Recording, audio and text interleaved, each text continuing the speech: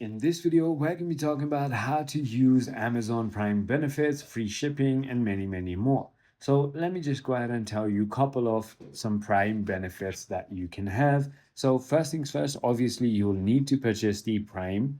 And once you've done that, now the features that you can go ahead and enjoy is going to be free shipping. So same day, 1 day, 2 day, look for the Prime logo on the product page during checkout, select the free fast shipping option.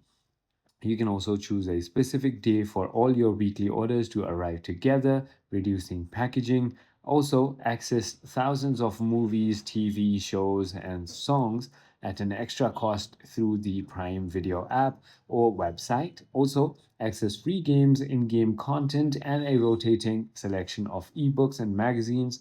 You can also access members only discounts and early access to lightning deals, and so on.